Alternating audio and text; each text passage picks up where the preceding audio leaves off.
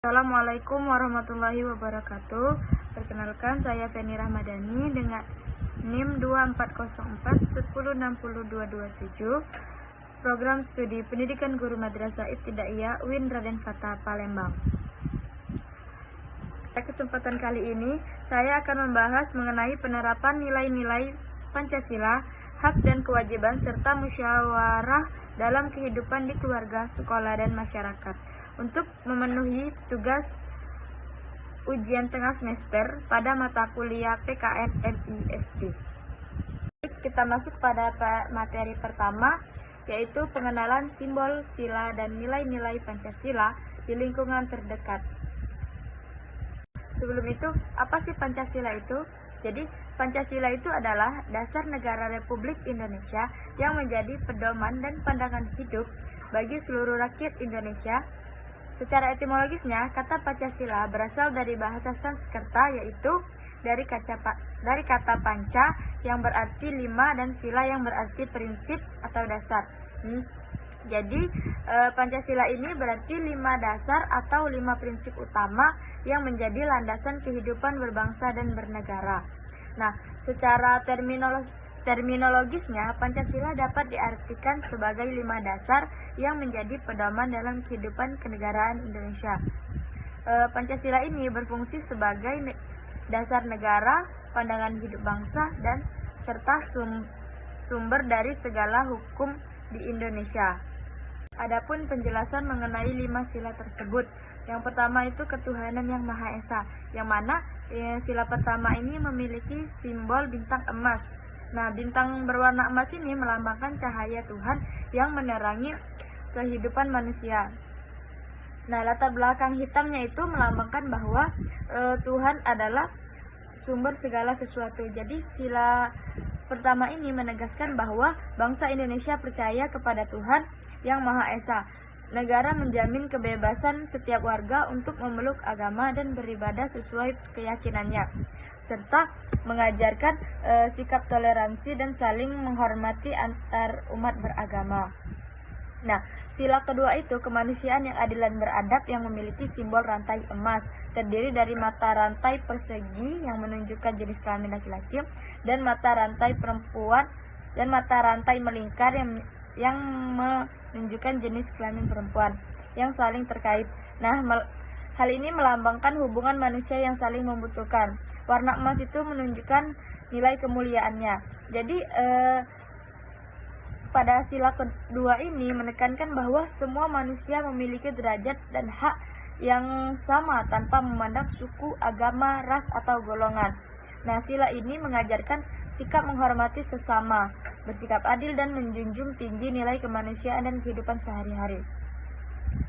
Yang selanjutnya itu sila ketiga, yaitu Persatuan Indonesia, yang mana sila ketiga ini memiliki simbol pohon beringin.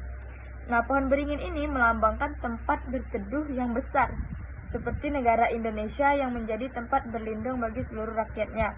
Nah, akar yang menjalarnya itu mencerminkan keberagaman suku, ras, dan budaya yang tetap bersatu.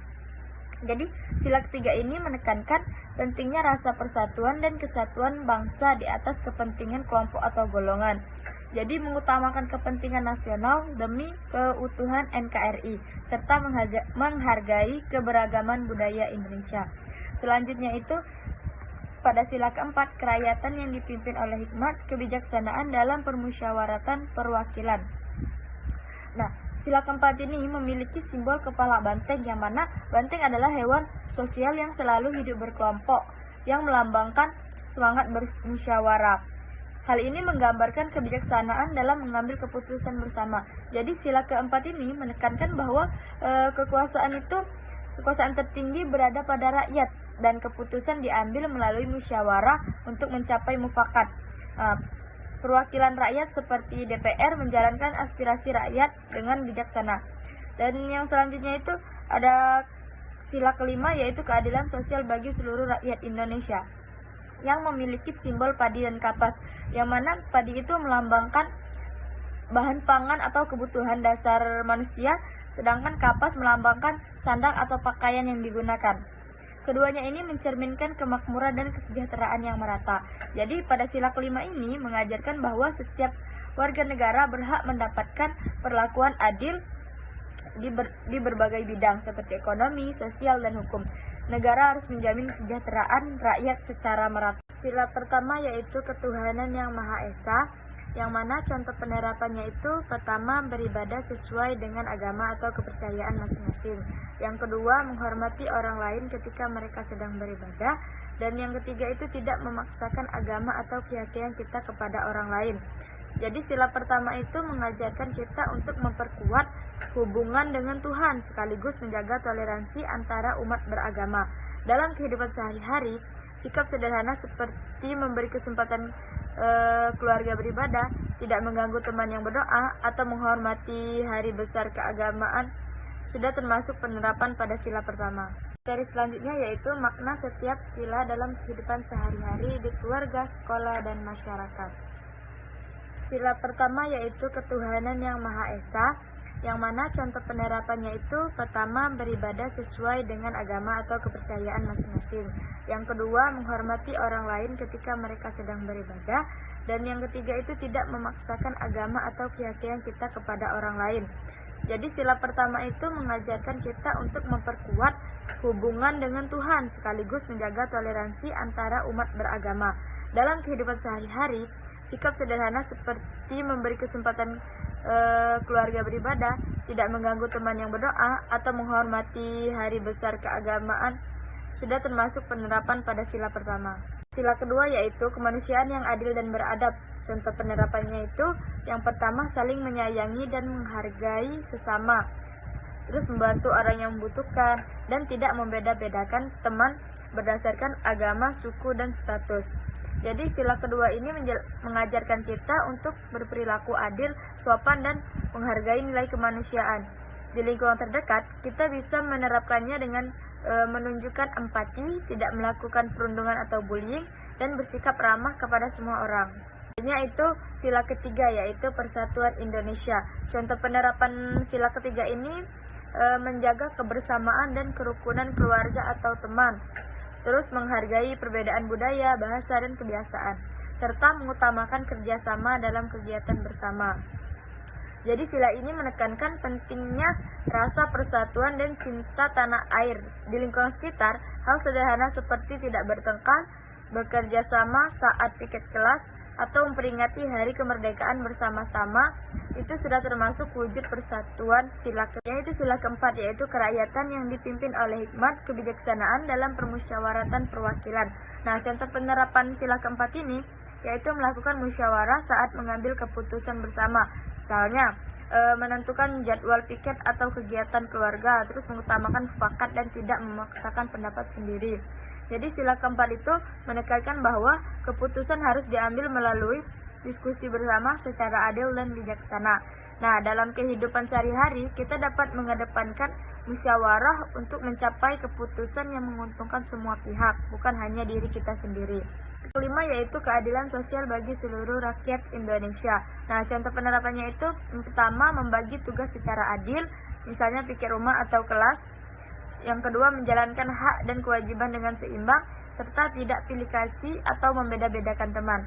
Jadi sila kelima ini menekankan bahwa semua orang berhak mendapatkan perilaku yang adil. Nah, di lingkungan sekitar terdekat, sikap adil dapat terlihat dari pembagian tugas yang merata, berbagai fasilitas, dan membantu teman yang kesulitan namun tanpa pamrih. Materi selanjutnya yaitu Pancasila sebagai kesatuan utuh, dasar negara, pandangan hidup, dan ideologi. Sejarah lahirnya Pancasila. Pancasila lahir pada tanggal 1 Juni 1945 ketika Insinyur Soekarno membacakan pidato di depan sidang BPUPKI. Pidato tersebut berisi tentang 5 prinsip dasar yang akan menjadi dasar negara Indonesia, yaitu yang pertama kebangsaan, yang kedua internasionalisme, yang ketiga demokrasi, yang keempat kesejahteraan sosial, dan yang kelima ketuhanan.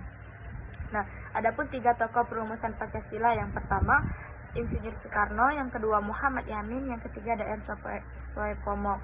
Nah, ketiga tokoh ini memiliki sifat yang berbeda-beda. Yang pertama Insinyur Soekarno memiliki sifat karismatik ahli berbicara, berpikir komprehensif, dan mampu menyatukan berbagai aliran. Yang kedua itu Muhammad Yamin yang memiliki sifat intelektual, sejarawan, dan akademis. Dan yang terakhir Dr. Soepomo yang memiliki sifat teoritis dan integralistik. Selanjutnya ada makna Pancasila sebagai kesatuan utuh, yang mana Pancasila sebagai kesatuan utuh itu berarti bahwa Pancasila ini merupakan suatu sistem nilai yang terintegrasi dan saling terkait sehingga tidak dapat dipisahkan satu sama lain. Nah, Pancasila menyatukan keragaman bangsa Indonesia dan menjadi dasar bagi kehidupan berbangsa dan bernegara. Yaitu Pancasila sebagai pandangan hidup. Nah, Pancasila sebagai pandangan hidup berarti bahwa Pancasila ini menjadi pedoman bagi seluruh rakyat Indonesia dalam menjalani kehidupan sehari-hari. Nah, Pancasila ini menjadi dasar berpikir, bersikap, dan bertindak dalam kehidupan sehari-hari, sehingga dapat membentuk karakter dan kepribadian bangsa Indonesia. Selanjutnya itu Pancasila sebagai ideologi negara, yang berarti bahwa Pancasila ini menjadi dasar dan pedoman bagi negara dalam mengatur kehidupan berbangsa dan bernegara. Nah, Pancasila menjadi acuan dalam membuat kebijakan dan keputusan negara, sehingga dapat menjamin keadilan, kemakmuran, dan kesejahteraan bagi seluruh rakyat Indonesia itu sendiri. Pada materi selanjutnya yaitu aturan hak dan kewajiban di lingkungan keluarga, sekolah, dan tempat tinggal. Pengertian hak, aturan, dan kewajiban. Hak adalah segala sesuatu yang pantas, layak, dan diterima oleh setiap orang dalam kehidupan bermasyarakat, berbangsa, dan bernegara. Hak diberikan kepada setiap individu tanpa membeda-bedakan suku, agama, status sosial, atau latar belakang lainnya. Nah, adapun aturan. Aturan adalah pedoman, ketentuan, atau tata tertib yang dibuat untuk mengatur perilaku manusia agar tercipta ketertiban, keadilan, dan keamanan bersama. Nah, selanjutnya itu ada kewajiban. Kewajiban adalah sesuatu yang harus dilakukan dengan penuh tanggung jawab oleh setiap orang. Nah, kewajiban ini harus dilaksanakan terlebih dahulu sebelum menuntut hak, karena hak diperoleh setelah kewajiban dipenuhi. Selanjutnya itu ada penerapan hak, aturan, dan kewajiban di lingkungan keluarga. Nah, hak di lingkungan keluarga itu adalah suatu yang layak diterima oleh setiap anggota keluarga. Contoh penerapannya itu mendapatkan kasih sayang dari orang tua dan anggota keluarga lainnya. Terus didengarkan saat menyampaikan pendapat, keluhan, atau kebutuhan. Dan menghormati sebagai individu yang memiliki perasaan dan hak pribadi. Serta memperoleh perlindungan dari bahaya, kekerasan, atau ancaman. Yang kedua itu aturan di lingkungan keluarga. Nah, aturan adalah pedoman atau tata tertib yang dibuat dalam keluarga agar kehidupan berjalan tertib dan harmonis. Contoh penerapannya itu pertama, membagi jadwal belajar, bermain, dan waktu istirahat. Terus tidak berkata kasar atau menyakiti sama anggota keluarga dan menghargai ruang privasi setiap anggota keluarga. Dan adapun kewajiban di lingkungan keluarga. Nah, kewajiban ini adalah sesuatu yang harus dilakukan dengan penuh tanggung jawab oleh anggota keluarga. Contohnya itu menghormati dan menaati aturan keluarga, membantu pekerjaan rumah sesuai kemampuan, dan menjaga komunikasi yang baik dengan orang tua dan saudara. Ada penerapan hak, aturan, dan kewajiban di lingkungan sekolah. Nah, hak di lingkungan sekolah itu adalah sesuatu yang berhak diterima oleh setiap siswa selama berada di sekolah. Contohnya itu mendapatkan pembelajaran dan bimbingan yang adil dari guru tanpa membedakan status, agama, atau latar belakang dari siswa. Nah, aturan di sekolah itu ketentuan atau tata tertib yang dibuat oleh sekolah untuk menjaga ketertiban dan kedisiplinan. Contohnya itu datang ke sekolah tepat waktu dan berpakaian rapi sesuai seragamnya. Adapun kewajiban di lingkungan sekolah. Nah, kewajiban di lingkungan sekolah ini sesuatu yang harus dilakukan oleh siswa sebagai bentuk tanggung jawabnya. Contoh kewajibannya itu seperti belajar bersungguh-sungguh dan mentaati aturan sekolah. Adapun penerapan hak, aturan, dan kewajiban di lingkungan tempat tinggal. Nah, yang mana hak merasa aman dan nyaman di lingkungan tempat tinggal, dan aturan menjaga kebersihan lingkungan tempat tinggal dan tidak membuat keributan. Serta adapun kewajiban di lingkungan tempat tinggal itu menjaga nama baik lingkungannya, tempat tinggal, dan menghormati tetangganya. Dari selanjutnya yaitu konsep norma, hak, dan kewajiban serta musyawarah. Pengertian norma, norma adalah aturan, pedoman atau ketentuan yang berlaku dalam suatu kelompok masyarakat untuk mengatur perilaku setiap anggotanya. Nah, norma ini dibuat agar setiap orang mengetahui batasan dalam bertindak, mana yang boleh dan mana yang tidak boleh dilakukannya. Fungsi norma itu menjaga ketertiban sehingga kehidupan masyarakat tidak kacau dan semua orang bisa hidup dengan tertib. Terus menjaga keadilan dengan memberikan batasan dan aturan yang adil bagi semua anggota masyarakat, serta menciptakan keharmonisan karena dengan adanya norma, hubungan antara individu ini menjadi lebih baik dan saling menghormati. Adapun kesepakatan itu adalah suatu keputusan bersama yang dihasilkan dari proses musyawarah atau diskusi oleh beberapa pihak untuk mencapai tujuan tertentu.